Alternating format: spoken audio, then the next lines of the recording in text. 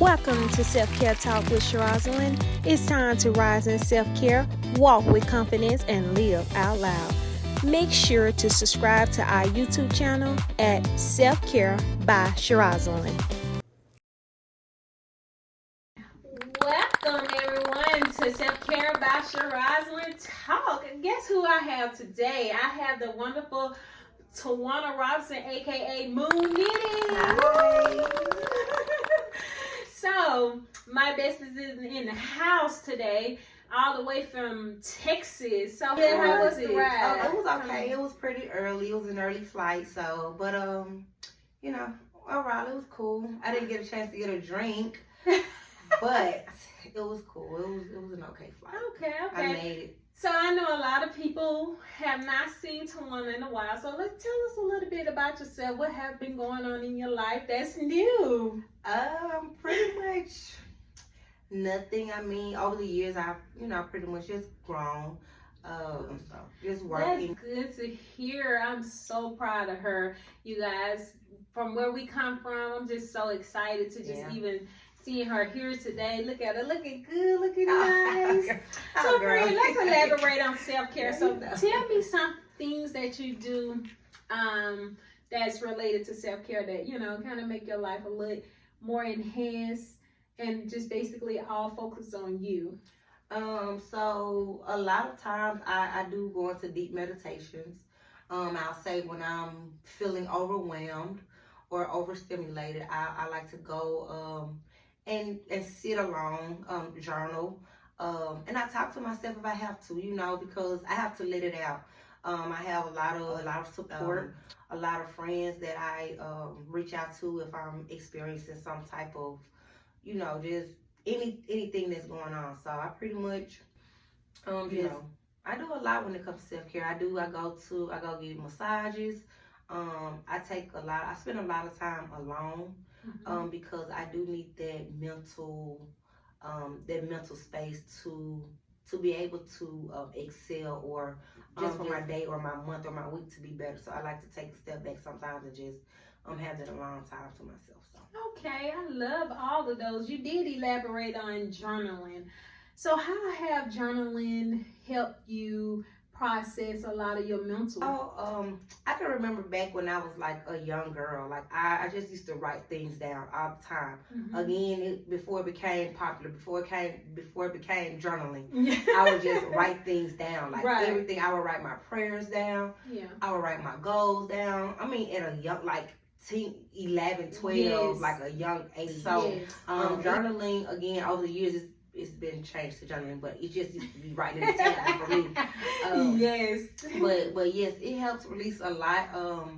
And it helps me remember things. Like a lot of times I have all of these thoughts and things that I want to do or things that I need to do. So I just write them down and it helps me I can go back and always look at, or a lot of times, even over the years, like now to this day, if I go back into a journal or a tablet that I wrote something in, and I'm like, wow, like I wrote this down, like I really manifested this. Like I wrote this down in 2018, and look at it, it has came to fruition. Like I've done it already. You accomplished or I wanted this.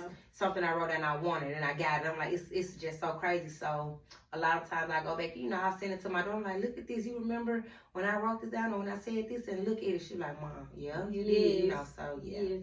I do the same thing. I'm just like my best friend. I journal so much. I manifested so much through my writing to the point it's not even funny. Just like Tawana said, I look back at my journals like 2 or 3 years from now. Wow, I wrote this 2 years ago, and now I have everything that I wrote down on this paper. Like we manifested, believed that we was gonna have it, and we got it, right? So I tell people all the time, it's very, very important. When you manifesting things, you gotta believe it as well. That it will come to pass, and just to even know that we can actually look back at a lot of things that we have done throughout our lives, and it's here.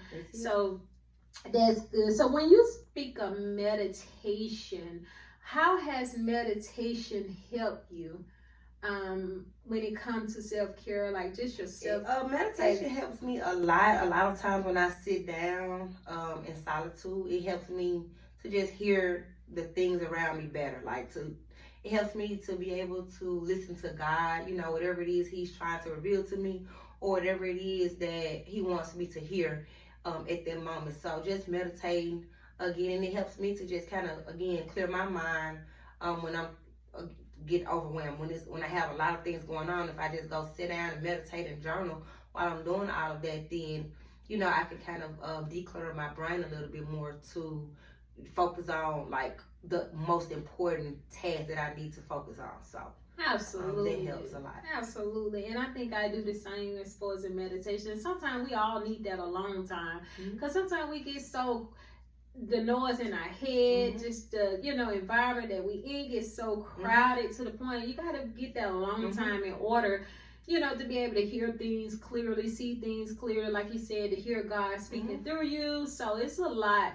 So what is one piece of advice you would give people that are actually trying to find their way when it comes to healing, or just trying to, cope with stress or anything that they're going through at the moment? What type of advice would you give someone? Honestly, the one huge piece of advice is to write it down. Once you write it down, you can go back and you can work on it. Once you release it, you can work on it. You can find you a group for whatever it is that you want to work on. Yes, any type of support group, whatever it is that you're working on at that moment, find a group for that. If you're working on your attitude, if you're working on being able to control yourself or be disciplined about a certain anything, find a support group for that. That'll help. A lot of people like therapy and counseling. That helps as well. Find you some supportive friends, supportive family members, anyone that you're comfortable talking to, or just letting them know what's going on with you. Just some, but again, start with writing it down, and that'll help you to better make some mental space for whatever it is that you're going to do after. Absolutely. Thank you so much for that. And I did hear you say friends. How important it is for friends to be around you during the time that you're actually going through things, and how important is it for them to be encouragement for you? I think friends and family, close friends and family, is really important.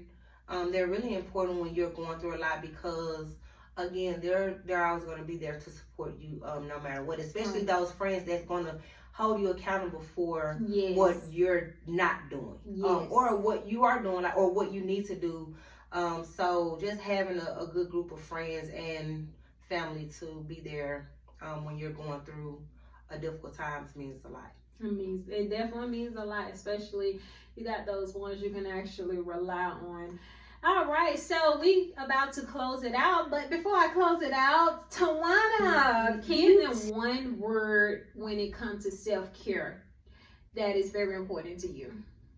Discipline. Discipline, okay. Love. And don't give up. I know she said one word, but don't give up. I love it. Keep it going. Yeah.